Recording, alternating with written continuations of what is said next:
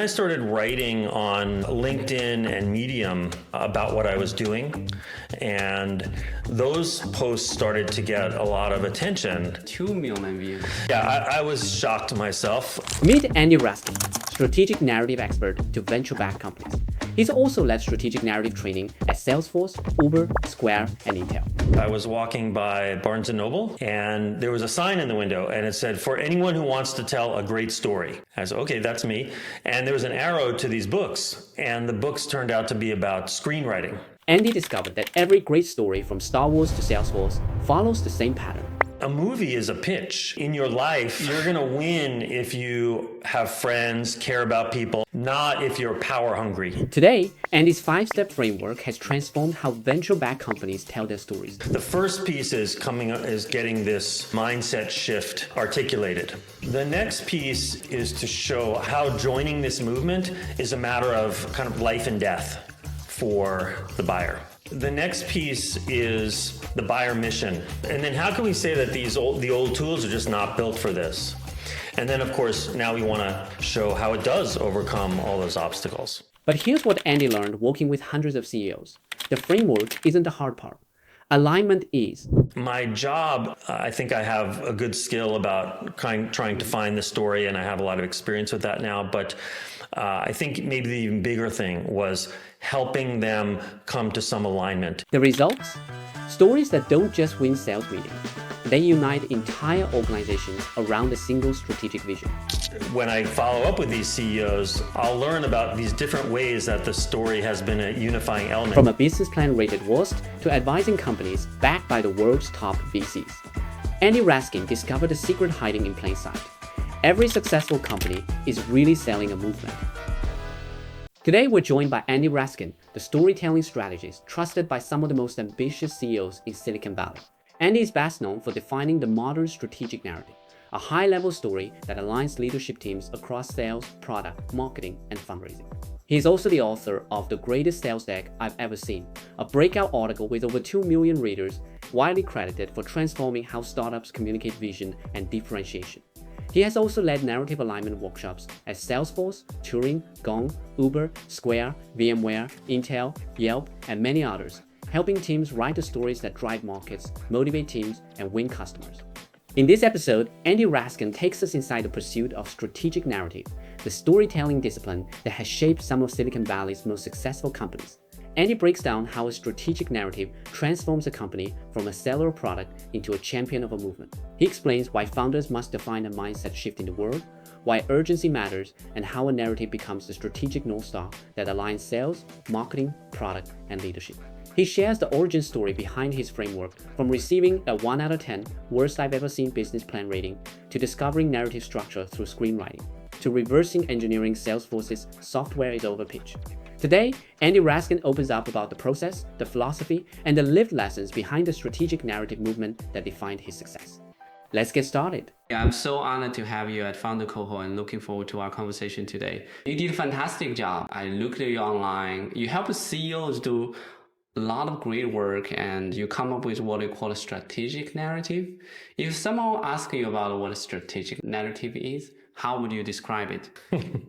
Yeah, I changed the definition every I feel like every 6 months or so I come up with a different way of thinking about it. But the way I've been thinking about it for a while is it's a story that transforms the company from just a seller of product to a champion of a movement. That's such a great summary. Yeah, I heard there's a PR, someone who's like really great at PR. I just heard interviewed on a podcast, and she said, the thing people want is they want to feel like they're part of something bigger.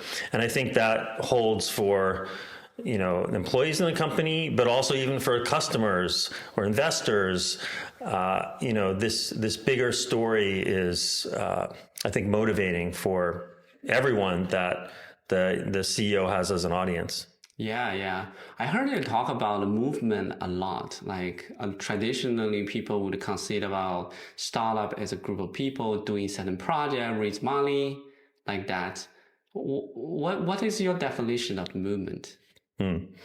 Well, I think we have to go back to the way that most people are, including me, are taught to pitch. So the way most of us are taught to pitch is what I call the arrogant doctor. So you have a pain, some problem. I have the solution, the treatment, and let me tell you why it's the greatest, right? So it's a kind of bragging about it. And that's not necessarily a bad way to sell. Like it's the way that I think we're used to seeing people sell, like on TV commercials or whatever,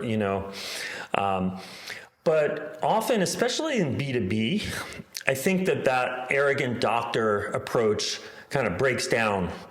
And why? I mean, first of all, we have usually the space is crowded with a lot of people shouting their claims, right? I think even bigger issue is we're talking usually about very complex products that, you can't just, the buyer can't just go and test out the claims, right? There's like 1,000 features or, whatever. You can't just kind of see whose claims hold water. And I think the third thing, especially B2B situation, is we have a lot of different buyer personas each with their own problem. And of course, our product probably, once even in the beginning, we solve many problems probably, right? So how can we even say we solve this one problem? So I started to really think, is there a better kind of guiding metaphor for pitching? And through my career, I came to this movement thing because I started to see great, very successful founders and CEOs doing it. I can talk to you about how I came to it, but back to your question, what is the movement? When I started to see founders doing this, they're pitching. Their pitch isn't first about our product. It's about, hey, there's this shift in the world of kind of like a mindset shift. So the winners used to have this mindset, and now the winners are embracing this new mindset. And if you want to win, and it's a matter of life and death for figuratively, for you to get to embrace this new mindset. And of course, our product is going to be, then we're going to tie that into that, but that's where it really starts. Yeah. Well said. And I definitely also observe a lot of founders talking in this. It's like raise the awareness of things need to be changed. Yeah. I mean, often it's like, hey, things should be changed, or we want to change, but that's a little bit different from it has changed. Like the mindset has changed. We want to say it already is changing because that's what drives urgency. If we're saying, hey, things have to be changed, or it's going to change in 5 years. Oh, okay, maybe I can wait 5 years. Things are already moving. Already it's happening. Yes. So among the CEOs or founders you have seen or work with, who can you share one examples about who did a wonderful job of a strategic narrative? There are a bunch. I think one that I'm really proud of is Gong. Do you know this company? Yes, Gong. yes, Yeah. So if anyone doesn't know, they started, I think, around 2016, 17, when a lot of sales calls and sales interactions started happening over Zoom or other conferencing platforms, and they could be recorded. And so what Gong started doing was kind of putting training AI on that, and create yielding insights like, hey, which competitors are being mentioned in our sales calls, or what messaging is resonating and leading to wins. All this kind of great intelligence, right? And when Amit Bendoff, he's the CEO, came to me, this was around 2018, so they were Series B, and the company was they were doing well, but they were seen as a tool for like sales enablement people, which means lower down in the sales organization, people who, might be tasked with recording the calls and, storing them. They weren't seen quite as a CRO, leadership tool. So I asked Amit in our first session, what's this movement? What's the mindset that, people had, and what's the new mindset that the winners are embracing? And the way he put it was, hey, the old mindset was, as a sales leader, I'm going to just rely on what my people tell me in order to manage my sales team. So for instance, if I'm asked, hey, why are we losing deals? I'll go into Salesforce and I'll look at why are we losing deals? But of course, that information is put in there by the salespeople. Like, oh, I wasn't in the zone today, or, you're basically going on their opinions. And he said, hey, the new mindset is we're going to use these tools that we have now to get a reality view of what's really happening in sales for the sales leader. And you're really going to know. And of course, so that the way that they boiled that down was goodbye opinions, hello reality. So, hey, there was an old mindset as a sales leader, I can depend on opinions, and new one, I need a view of reality. And this is when you start to see Gong really, this goodbye opinions, hello reality narrative was everywhere. And you start to see Gong seen as a tool for the sales leader and necessary kind of on the level of like a Salesforce. Yeah, that's a wonderful examples about the movement of goodbye opinions and welcome the reality. Reality, yeah. As meaning like complete Gong that is riding on that movement as well. I would love to also go back to your original story. How did you come up with the strategic narrative framework? I heard that in your first business plan, you were rated at 1 out of 10. Was that true? That's true.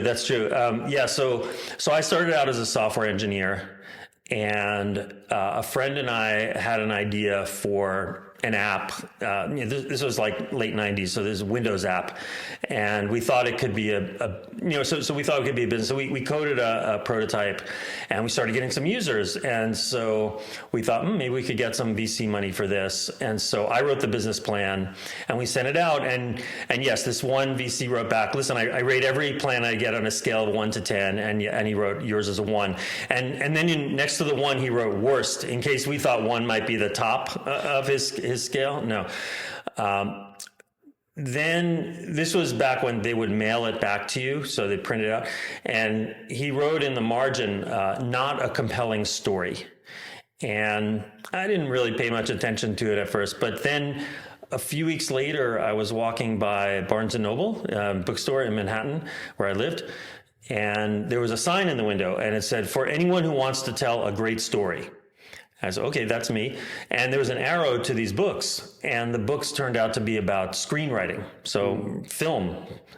And I didn't really know anything about this, so I read these books. And what I learned from the books was, first of all, that a movie is a pitch in a way, right? Like, so if you think about in one movie, I think almost everyone has seen Star Wars, the original Star Wars.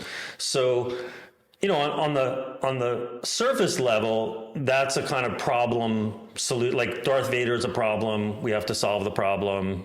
Okay. But on a higher level, Luke starts out, when we meet him, he's kind of selfish kid. He's like, he doesn't want to do his chores and stuff like that. He's a little bit, and he wants to have adventures and be powerful. He's kind of has that Darth Vader mentality, which is, I just care about myself, and I'm, and in order to win, Luke is going to have to adopt a different mindset, which is, I care about people and trust the Force and all this stuff, right? So this movie, Star Wars is pitching, hey, in your life, viewer, you're going to win if you have friends, care about people, trust, not if you're power hungry.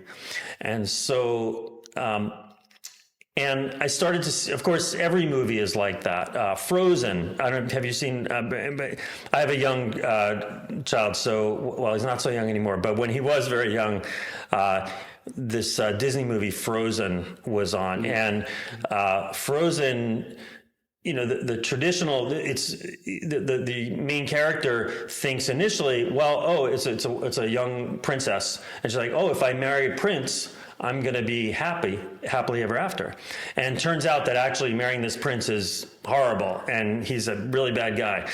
And she, in order to win and defeat him, she has to embrace her own strength and her friends and her family. So similar kind of message. And so again, it's pitching this idea of how to win in life. And so around the same time, when I was doing my pitch, Mark Benioff was starting Salesforce. And I don't know if you're old enough to have read this. Yes, I did. I read his book, Behind the Clouds, very inspiring. Yeah. So if you read that book, you know that his initial pitch was not, hey, there's a bunch of CRMs out there and here's why ours is better.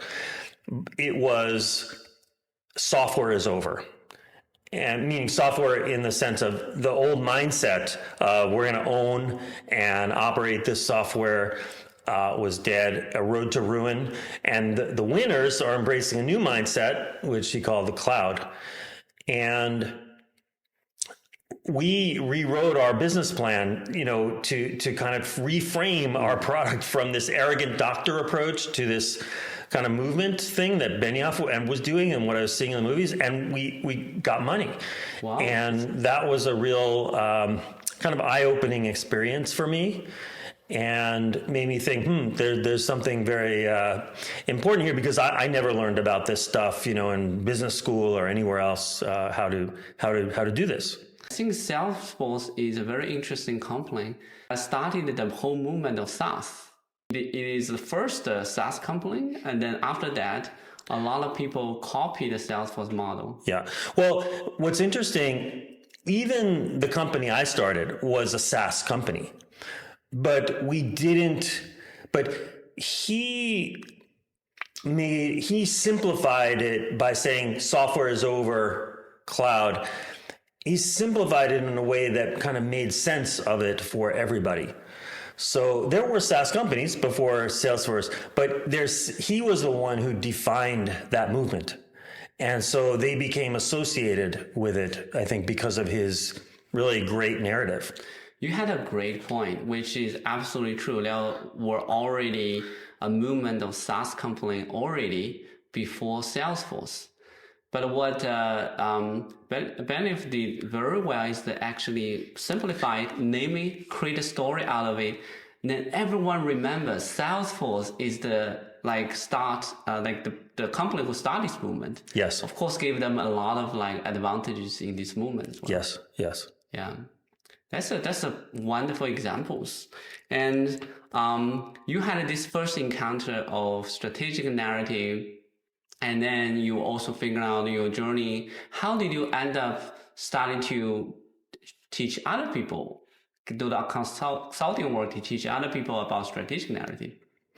Well, when I had that experience, I thought, this is interesting. And sometimes some other CEOs or founders I knew kind of would hear about this story and they'd ask me for help on their pitch or whatever. And so, occasionally I do it, but I thought about maybe I could do this as a profession, consult with people about it. But I thought, when I was starting our company, I didn't have any money. And so, people who are just starting the company with the business plan, they're not going to have any money. And so there's no way that I could make this into a career. And it actually changed. So I had a series of, I actually wound up working at Skype for a while. And then I was a product marketer at a company called Mastery, which was API management platform. That was a rough one because at that time nobody knew most people didn't know what API stands for. So we had to increase a lot of awareness. So much easier now. But anyway. I assume in those experiences you applied strategic narrative yourself in your own career. I mean, I think I was applying the things that I knew from reading those screenplay books, but I didn't really have a framework for thinking about it yet. But yes, I was thinking about those things. And then the CEO of Mastery introduced me to another CEO. His name is Justin Yoshimura. So Justin had founded a company that was YC backed, and it was already Series C. And Justin said to me, he described what his problem was, and it was basically the story. But I didn't have confidence yet to say, hey, why don't you hire me to help you work on your story?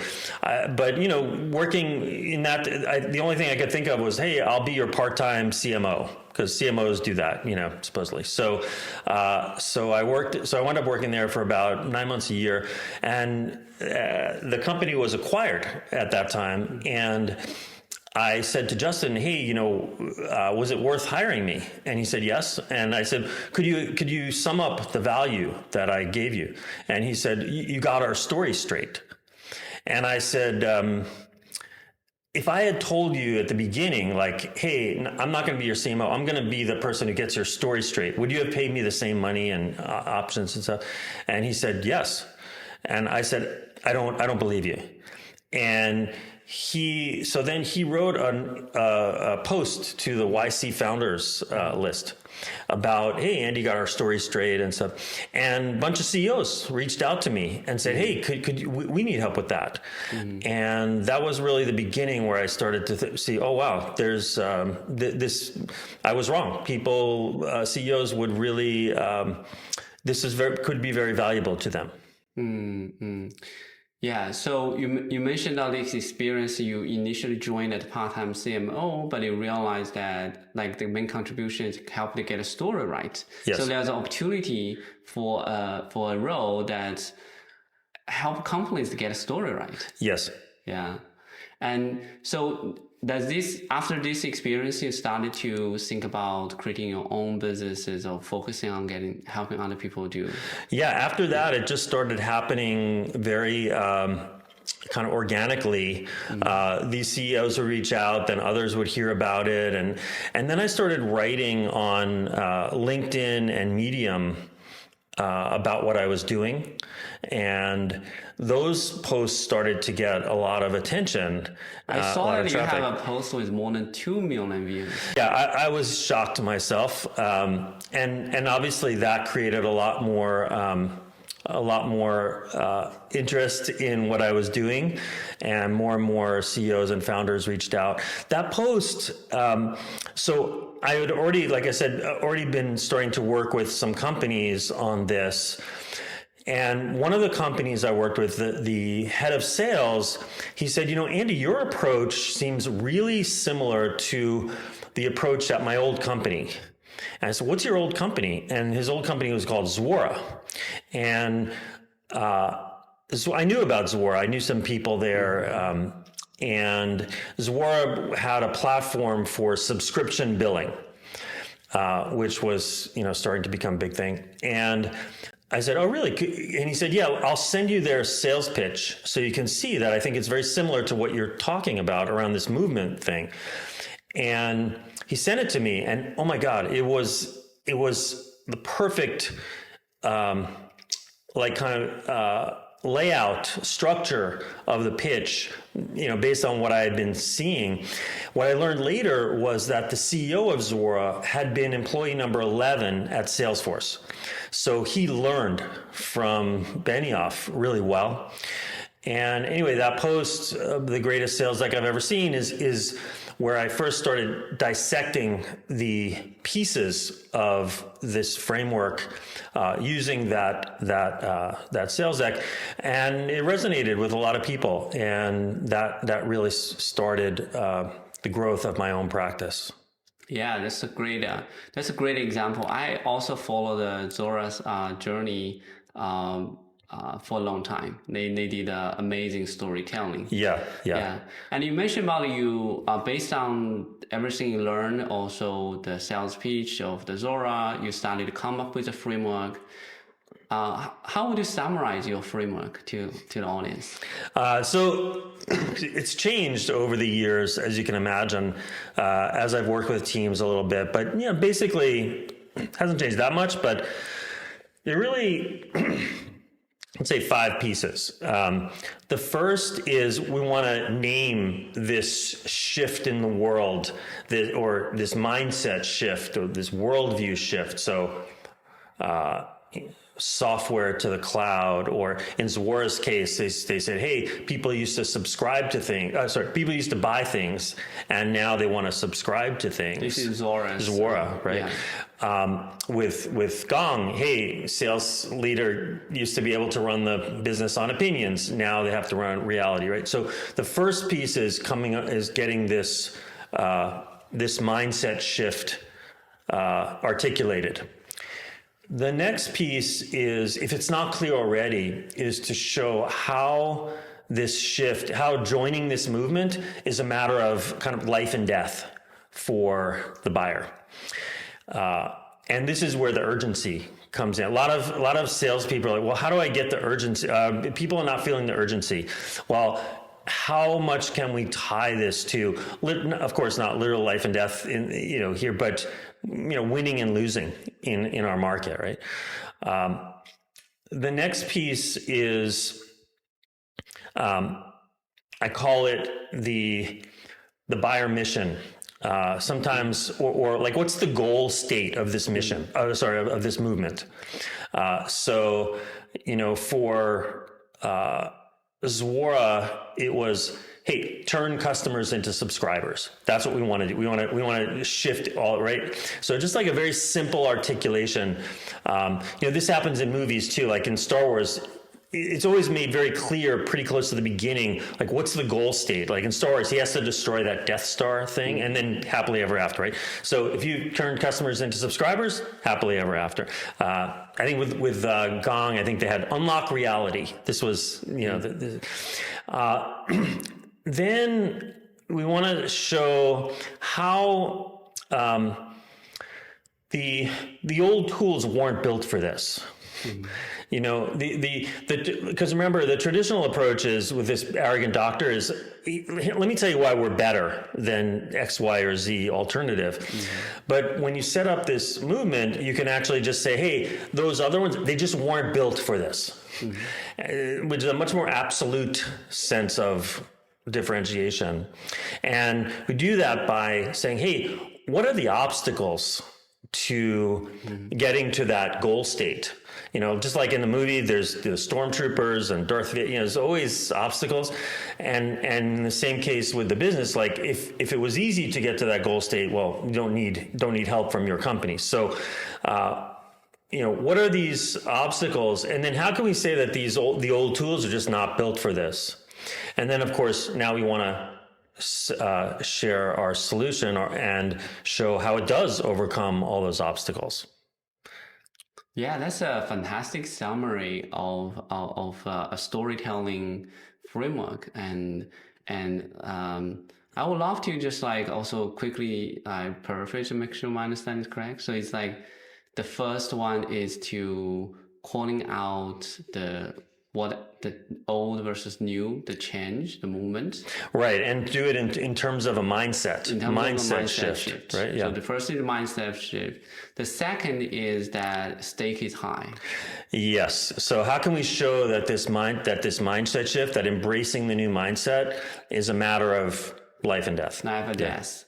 And the third is where we're heading to. What is the goal state? What's the goal state? Sometimes these pieces get a little reordered depending on how it goes. Sometimes I'll do the obstacles first before I talk about the goal state. But yes, that's so sometimes the order changes, but yes. Yeah, exactly. Then the fourth one is the obstacle or enemy, or why the existing tools are not solving it. Right. So what are the obstacles to getting to that? Because I'm sure like I said, if it was easy, they would just go do it. So, and so you're kind of saying, hey, there's a lot of challenges here. So for instance, Zuora, the way they did it was they said, hey, if you're in the old mindset of selling things to people, you actually don't have to track much about customers. Because, you sell something to them, it's over. All you have to really track is about like what's selling. And if you think about like old department stores, if you look in their computer systems, they didn't have any customer database really.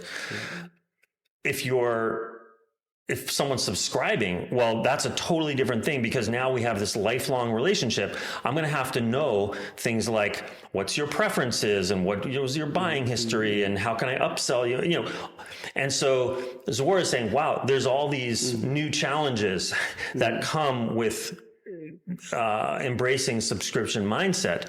And those old tools, they're kind of saying, hey, your ERP system, which is probably what you're using to bill at that time, wasn't built for this.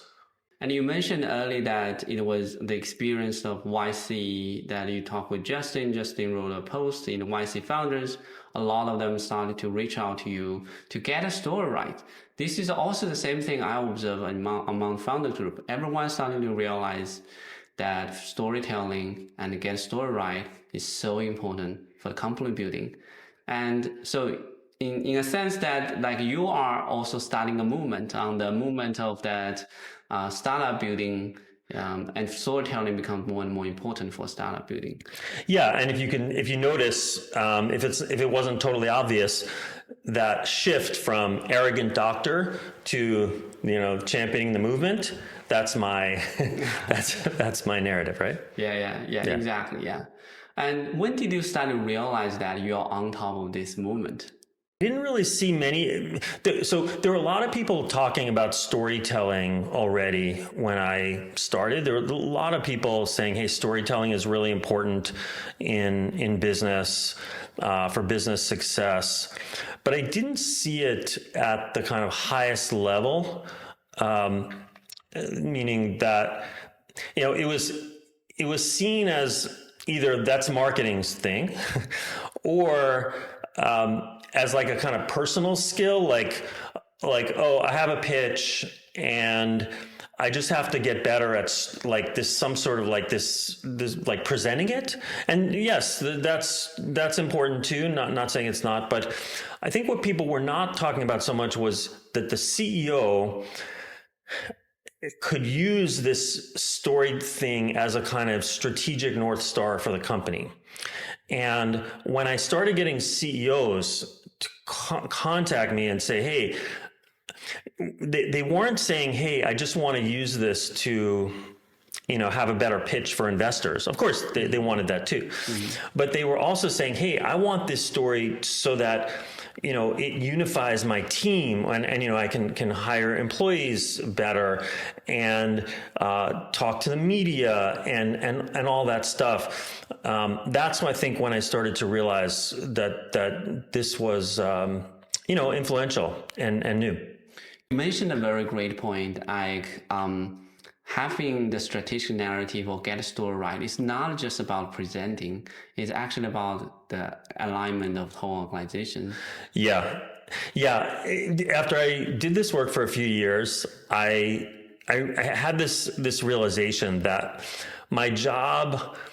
So I used to think that my job was to be like the genius, the storytelling genius. And like, I'd interview the team and then I would, come with a great story. And then this one CEO I worked with, when he contacted me, he said, Andy, I read all your posts. So using your framework, I created a narrative. A pitch based on it. And he said, and I thought it was really good. I was like, yeah, I don't need Andy. Great. And then I showed it to my CFO. And my CFO said, yeah, it's pretty good. Except, could you just change this thing and this thing? And so the CEO said, okay, yeah, good. And so then he went to the CMO. And CMO said, pretty good, but those things he change those back and also make these changes.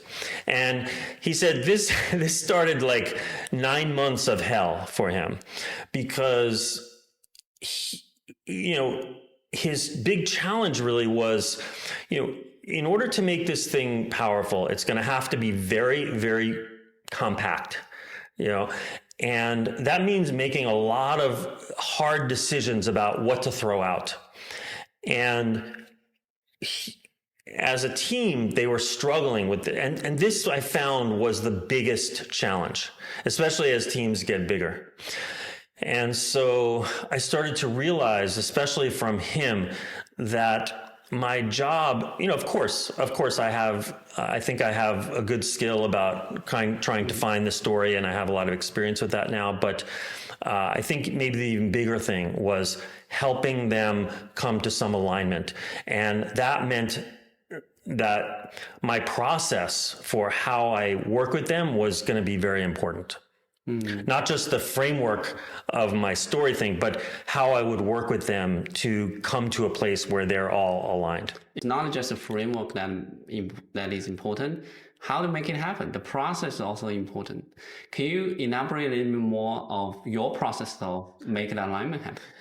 Sure. So the things I want to balance is, the only one who can really make the decisions on this thing is the leader, the CEO, because if you really believe the way that I do and the way that I hear so many CEOs I work with talk about it, this story really is the strategy. This is the North Star of the company. The decisions about the story impact the product or impact the way we hire, or all kinds of things, right? So the CEO has to be the decider. That said, it can't be just a dictatorship. And also the CEO doesn't know everything. So you want to have some input from the team. So after experimenting with a lot of different structures, I came to, I always ask the CEO to lead it, but then create what I call strategic narrative team, which is the CEO and up to 4 other people. And typically these people are heads of sales, marketing, product, sometimes CTO, or there's a co-founder or COO who's very important. So basically want to get the people who have the knowledge of the market and where the company's going, but also are super critical to own this story going forward, because eventually we want this story to go beyond this little group, right? So I start with that group with a kind of kickoff session where I'm training them on my framework, but mostly I'm asking them, what are the pieces of your story? So what is that big shift in the mindset that we're going to talk about for your buyer? Why is it life and death? All these questions. And you can imagine we come out of that with like boards and boards of notes and ideas. And so then 2 things happen. One is I ask the team to interview customers and ask them essentially the same thing, phrased a little bit differently so it makes sense to customers, but not so much like, the typical customer interview is like, what do you like about our product? What don't you like about our product? This is more like, what has changed in your world such that our product is more valuable to you? It's questions like that. Get them talking about the shift. And often we get, just from the customer transcript, we get the story elements. At the same time, I start working with the CEO one-on-one to start building the story, a draft. And, the big question is like, in what form are we going to write this thing down? So is it going to, because the traditional answer to that question is we're going to put it in a place the world never sees. Some internal messaging document, that has like the high level messages. We've all probably seen this, right? And the idea is everybody's going to come back to that thing and pull messages from it when they want to, talk to somebody. I found in my career, no one would come back to that thing, especially outside of marketing. And even if they did, it was very hard for people to take these like fragment messages and weave them together. So I thought like, what would work better? And I came to the sales deck as like the core narrative asset. So even when I work with a very large team, small team, we're building sales deck. If it's a very large team, then it might be like a CEO keynote-ish sales deck because it's just too big to have one little sales deck. But usually it's usually actual sales deck. And so the CEO and I worked for like a week, just one-on-one, building a draft. It's just like titles of slides. And then after a week later, I asked them to share that with this small team. And I always tell them, this is going to be the worst part of our work together because, the team has given the CEO in our kickoff session, like lots of great ideas. And now the CEO and me, in order to have it to be compact, we had to throw out a lot of stuff. And the people are going to be upset about that. Good news is this is where the team gets to weigh in, what's working, what's not working. And I find the CEO always agree. They may not agree with every little nitpick, but in general, they agree with where the changes need to be made. And so the CEO and I go back to the drawing board and we rebuild it in the next week. We then bring it back again. Usually they're starting to feel good about it by that time. And then I have them design it. So I'm not a designer. I don't bring design to my work, but I have them design it in their look and feel. And then we start taking it out in real sales calls. Like, how is this thing playing in a real sales call? And they'll be very quick to know. And so we can know, like, hey, this thing we thought was really brilliant. It's not, nobody cares. Or this thing that we thought was little, they really care about that. So we change it based on what we learn. That's a kind of rough, high level overview where how it goes. Yeah. So the process is very concrete, and like you have several steps that help both CEO and also this small team, what you call a strategic narrative team, to help build a sales deck as the assets for the messaging. Yes. So several things that is very interesting me that you mentioned about you have the strategic narrative team and also CEO to talk to customers, which I usually rarely say people who do marketing messaging do. I wonder from your experiences that what are the things that usually CEOs will get from the customer interviews, and do they get surprised when they talk to their own customers? I think of course it's different in each time. There are some CEOs who are always talking to customers. So they're like, oh yeah, I know. And there's some that do it less so. And so, oh yeah, this is really surprising or whatever. I think the biggest thing we get from customers is a kind of tiebreaker thing. So within the company, there's usually different people in the executive team have kind of different directions of where they see the narrative should go. And when we get the customer transcript, often, that carries a lot of weight. And so if we see the customers saying this way, then that's a lot of evidence for the team. Hey, we should go that way, So that's really, I think, really important. Yeah. So this external signal actually help that strategic narrative team to make decisions. To align. Yeah, to align. Yes. And one interesting point of this process is that I realize it's not just like the whole team is not just like creating a story. It's actually having internal team alignment, like the session that you did. Yes, that's right. That's right. Another question I have on this is that because there's many different type of startup, there's like idea stage, seed stage, series AV. For the framework and the process to talk about, which stage of startup do you think is like that needs this most? Or what would be the recommendation you have for different stage of founders? Well, I can only go based on what I hear, like what people write to me, like, oh, I used that post you wrote to create my story and I was able to sell whatever, or, teams I've worked with. So what I've heard, is that I think the framework seems to be valuable at kind of every stage, where my work as a consultant comes in is usually a little bit later. So It's usually around that Series B, C stage where I start hearing where founders are reaching out first to me because of that thing I told you before around the switch. This is where things shift from brute force of the founders to, and as a CEO, I'm going to have to arm my team with the story to go forward as a kind of strategic North Star. So that's where and then of course, there's later stages that companies, when they're much bigger, where it's like, we've just acquired 9 companies. And how do we have one story that tells, the story for all these 9 companies to keep them together? Or, a company that's been around for a long time where, we're going in a very different direction. How do we tell that story?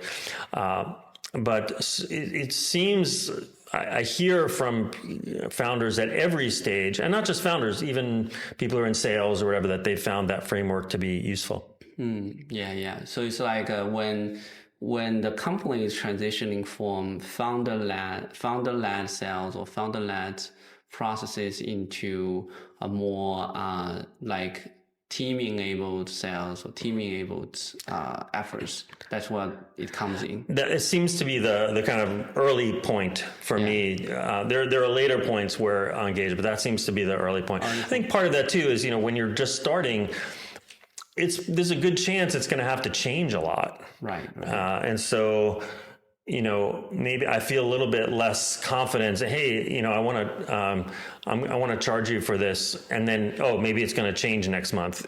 So related to that, for early stage founders whose ideas still are changing, what would be your advices to help them to get their story right? Well, I think it's a similar process, which is, let's build a draft story and let's start taking it out and seeing, how is this playing in the world? And of course, we learn stuff as we're building product, we learn story things, it's kind of goes back and forth.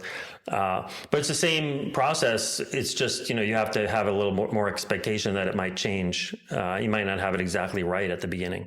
Exactly. Yeah. So the framework there is applicable, like tell the story, get the story right, just like a movie like writer. But now it's founders do themselves and figuring out that story. And that adjust accordingly. Yeah. I used to have a class in San Francisco, an in-person class, where if they were very early stage founders, they could come and we could talk about it. The COVID kind of ended the class, so I'm thinking like I'd like to do it again. I'd love to do it again, but I haven't made any plans for that yet. I think the founders in the FounderCoHo community would go there. Love that. And I also heard that you met a Turing founder in one of your workshops. Jonathan Siddharth, the Turing founder, came to. I think it was before he actually raised money for Turing. When was that? I don't remember exactly the year, but it must have been probably around 2019. That's my guess. 2019, 2020, something like that. It could have been the year before. I don't remember exactly, but it was definitely pre-COVID. And he came in with a couple of other, I think, his co-founders, and he was very active in that class. Like he was trying out his narrative, and then he told me he told me later, hey, we got some money, we got funded, and I kind of used some of the stuff that I learned from your class. So I thought that was great. And then when they got bigger, then he started engaging me for helping to build their narrative. And they did an amazing job of the narrative. And they've been changing. They're I don't know if you followed them, but their company has changed quite a bit from the beginning. They actually have a very big strategic pivot. Yes. And were you involved in part of helping them to do the pivot? Well, not to do the pivot, but to come up with the story for that pivot. Yes. So this is another learning that I had. We worked on the story for their early business, and just, I don't know if people don't know, their early business was kind of like AI powered Accenture. So, hey, if you need like outsourcing, you can go to Accenture but we'll like kind of use AI to assemble this amazing team from our pool of, AI screened talent and all this kind of stuff.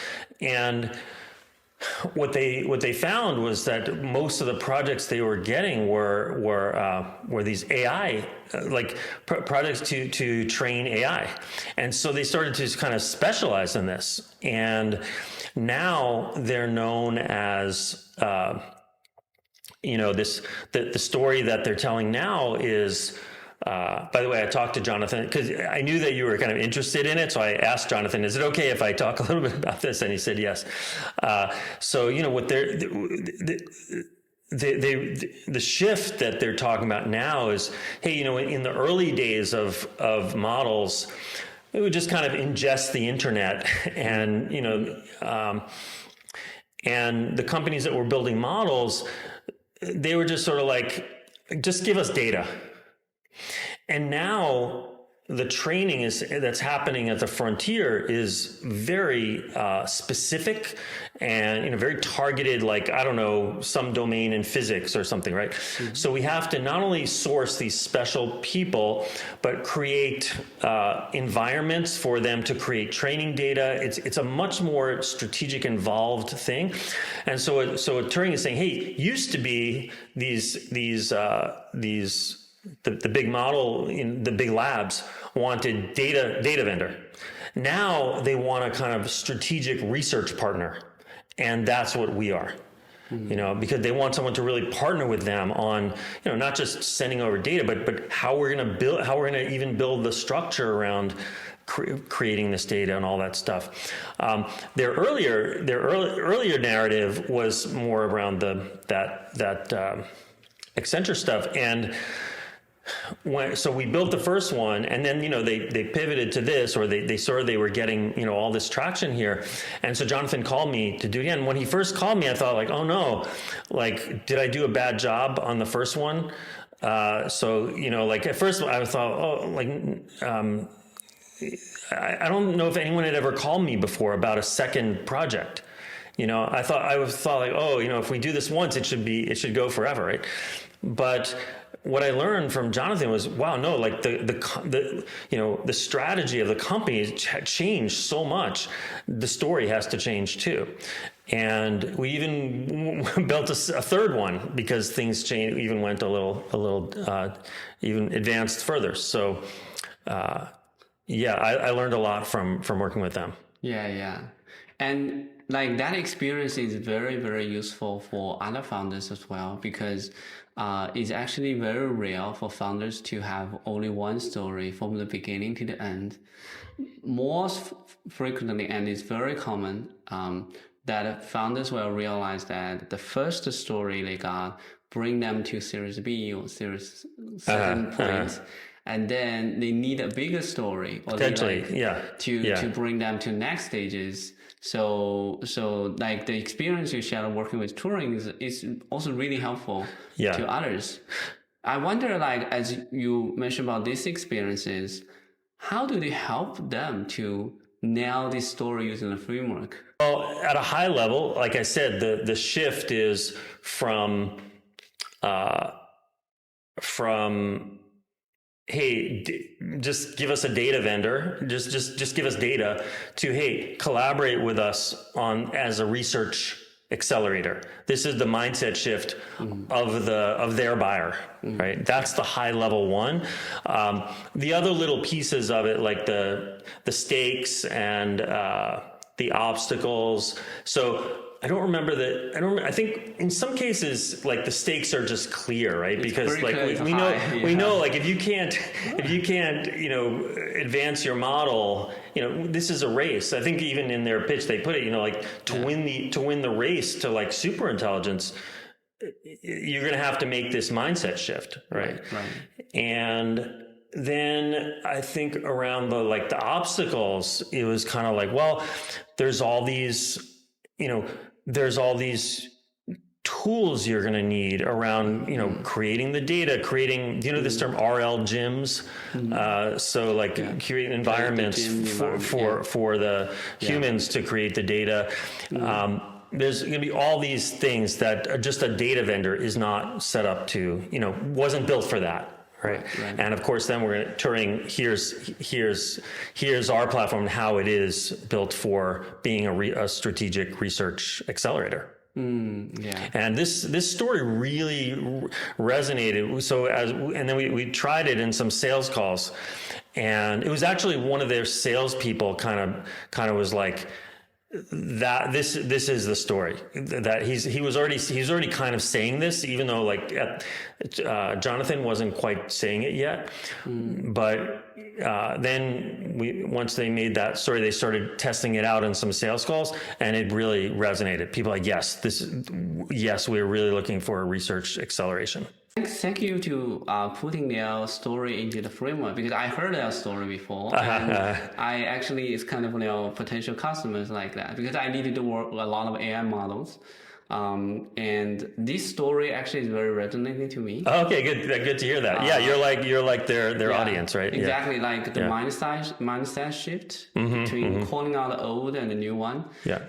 Is like, because people are very frustrated about the data vendor if they just have low quality third-party contractors doesn't have quality control, then garbage in, garbage out, and they're putting a lot of money on the training, and on the other resources. But if we put in to be a research partner, then they will be more involved, and that like ties back to the whole efforts they put on that, because there's high stake here. They're putting a lot of money on GPUs and computation. They have to fill this gap as well. I'm also curious that do you have a moment in which that you tell a founder about your framework and your process, and they truly get it, and the whole room shifted? I think that moment has to happen before they even call me.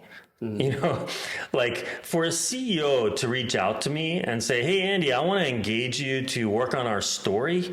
Like I said, like initially when I first had the idea to do this work, I was like, I don't think a lot of CEOs are going to do that. And I think it's still the case. Like probably the majority of CEOs don't see the story as their job,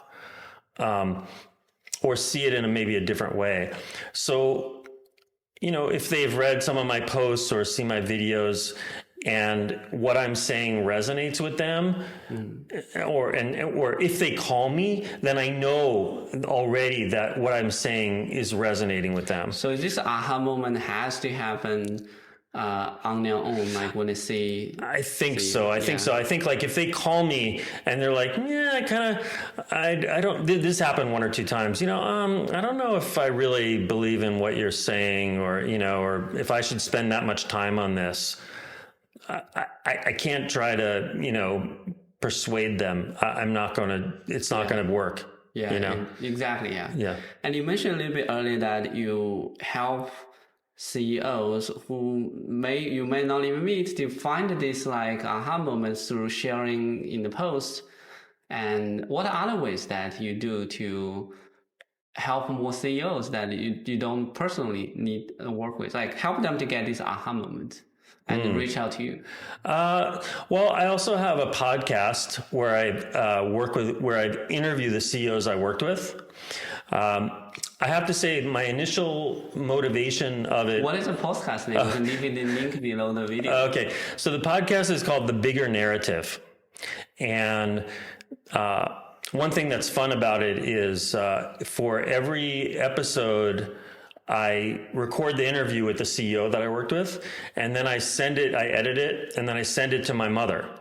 And she listens to it, and then I interview her about what she thinks that my audience will get out of it, and that becomes the introduction to the that's episode. The next level of mom test. Yeah. My motivation for starting the podcast actually was originally not to help other CEOs, but to force myself to call some CEOs who I had worked with. So what happened was I started working with CEOs, and seemed like it was going really well, and they would be very appreciative at the end. But then, a few weeks would go by, and I thought that they were going to email me like, "Oh wow, it's still going great," or but they didn't. And I think this is just people get busy, right? So I was telling a friend of mine about this. I said, "Oh, I don't know what's happening." She said, "Oh, why don't you call them?" I said, "Well, I don't have any reason to call them. Like, it would be weird." And she said, "Oh, why don't you start a podcast to give yourself a reason to call them?" So I started the podcast to force myself to follow up with CEOs I worked with.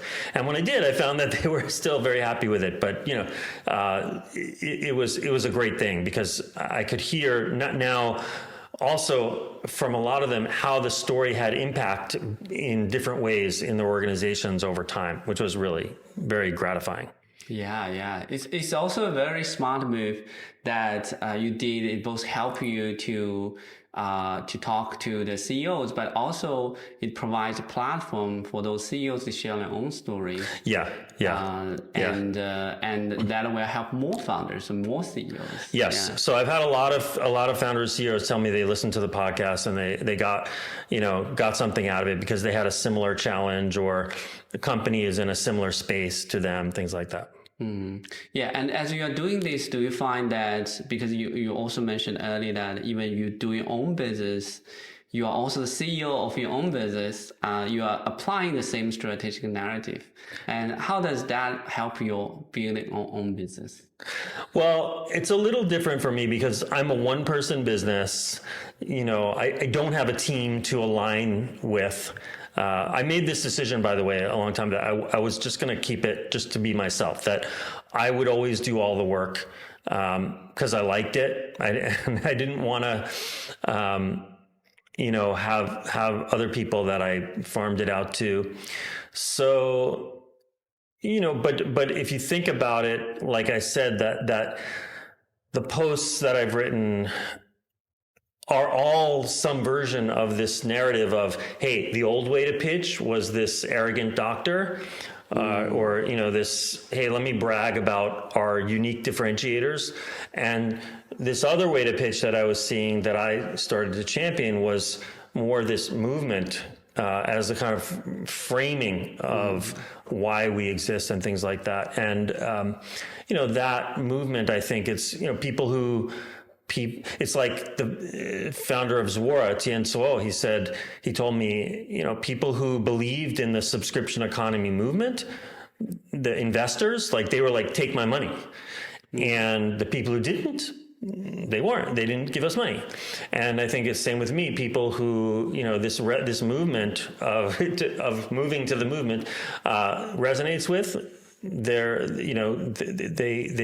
they come or they get something out of it, and those who don't.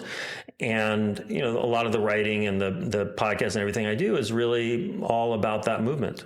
Yeah, exactly. And what I see about both as you are building your own movement and also the silver example you mentioned about is actually having this story gives company the directions, like a consistent direction to rally the whole team, both the internal team, but also extended team of advisor, friends, customers. Yeah. And someone might buy in the story, but someone might not. It's fine. But it gives the whole company a direction, hence the movement. Yeah. I mean, one of the most interesting things that I learned is when I follow up with these CEOs on calls in my podcast or just talking with them, I'll learn about these different ways that the story has been a unifying element. So for instance, I worked with one team recently, it's a company called North One. They're like a bank, online bank. And the CFO was telling me that she uses the narrative as a kind of high level direction for making, budgeting and deciding where to allocate resources. I thought that was fascinating.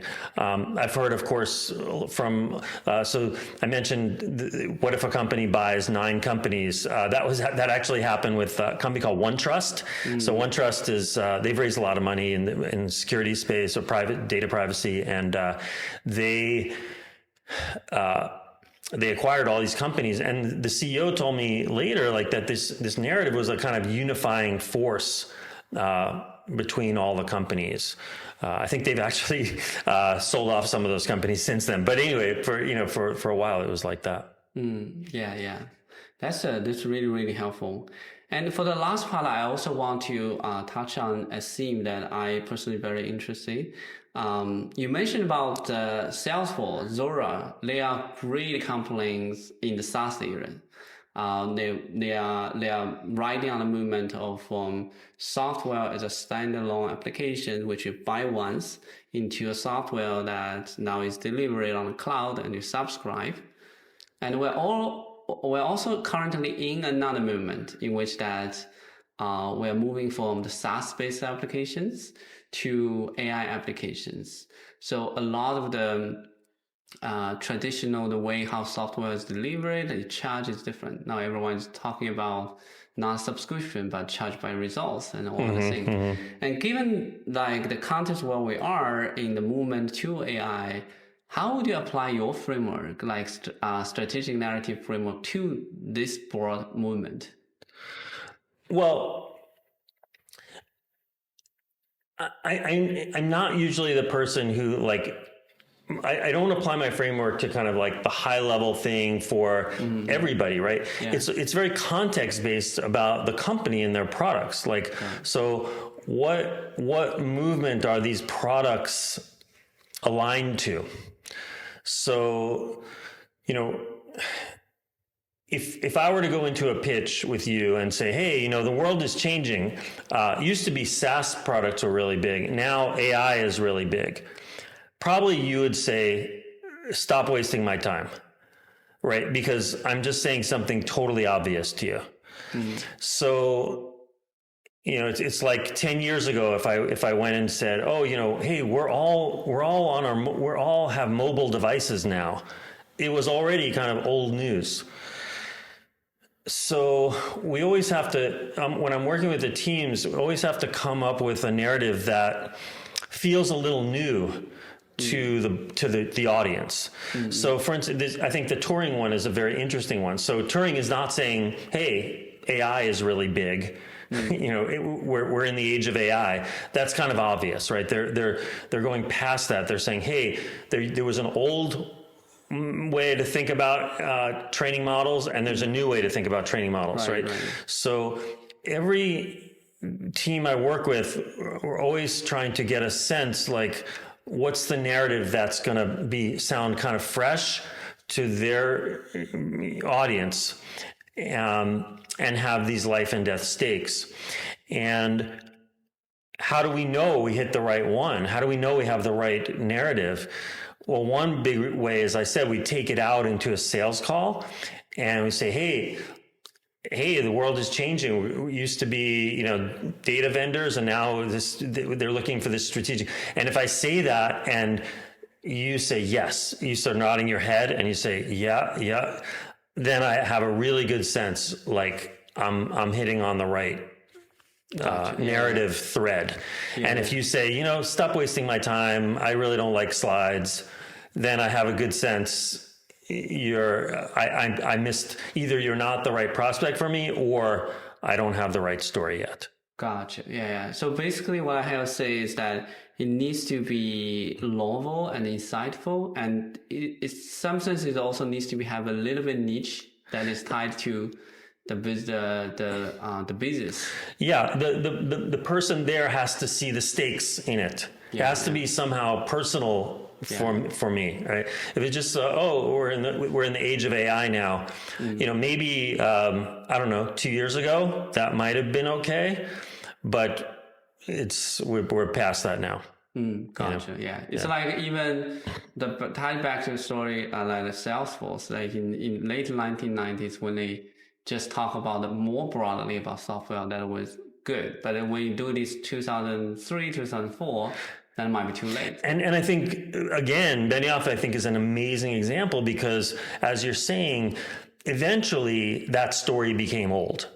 Right. And what he did was, and so it's happening now, maybe Dreamforce is going on in San Francisco right now as we're doing this. And every year he creates a new narrative. Sometimes it's new, sometimes it's kind of the same one for a couple of years, but every few years he updates it. So the one this year is about the shift to the agentic enterprise.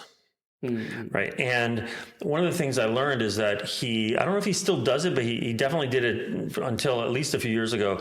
He would have this certification program where everyone in the company had to learn, not just salespeople, but everyone had to learn how to give this pitch that he's a shorter version of his Dreamforce pitch.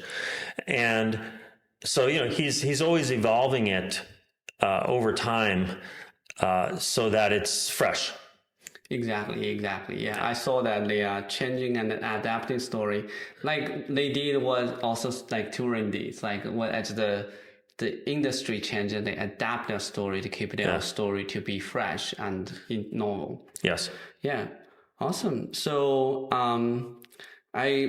so for the next one, I actually would love to hear your own advice to yourself, like now that you have been through the whole journey of finding your own strategic narrative and now transition from initially a software engineer and then working in a couple of companies, helping them build a product and product marketing, now doing your own business. What would be your advices for a younger version of yourself? Well, I think the thing that was hard for me in my career was my career didn't seem to make sense. I jumped around a lot. Like maybe I told you like a couple of shifts I made, but there are probably 7 or 8 that I didn't even mention. Like whole fields I went into that like I was a journalist for a while, and I used to produce Japanese TV shows at one time. Like I did a lot of different things, and for a lot of that time, like it didn't feel like these things were related. But now, like looking back, oh yeah, they're all very related to what I do now. All of these things are really related. So what I would say is, not everybody wants to jump around in their career. But if that's you and you feel like you are jumping around in your career and it feels like just who you are, go with it, because there's this thing like, I don't know, you have to be in a job for a certain amount of years or whatever. And yes, that's, there's something to that, but I think there's also for some people, I think I was one of them, jumping around has its benefits too. And if you're like that, embrace it. Cool. Awesome. Yeah. So the last question I have is that a lot of our audiences are founders or aspiring founders who want to do startup. And so do you have any advices for them or any recommendation of resources for them?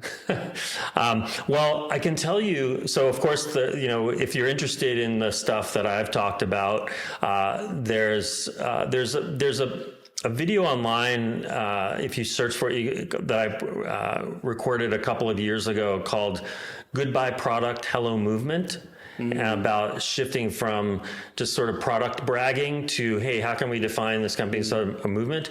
I think that one's very helpful. And then, of course, that podcast I mentioned. If you're interested in sort of the broader theoretical stuff around what I talk about, check out, read about film and movies like I did. There's a really great book called Story. So it's called Story it's by Robert McKee. So if you ever thought about going to Hollywood, like to work in Hollywood, or if you know anybody who worked in Hollywood, they have this book. And it doesn't really speak to business people at all, but it gives you a good sense of kind of, what are the pieces of a story? Like, how does it work? And I really enjoyed having read that, because now you can look at a movie and kind of see like, oh, how is it working? And then have a sense of that for your own stories or pitches or whatever. Yeah, exactly. Thanks for sharing. And also, I think that another great resource would be talking to you. Like for people who are interested to contact contact you? What would be the best way? So you can connect with me on LinkedIn. I always accept connections on LinkedIn, and I'm often also writing on LinkedIn about this stuff. A little less now than I used to. But also, if you just go to my website, andyraskin.com, you can text me and connect with me. Yeah. Thank you so much, Andy. Thank you so much for the chance to talk about it. It was really great. You had great questions. Thank you. Yeah, thank you so much. Yeah. Thanks for watching the full interview.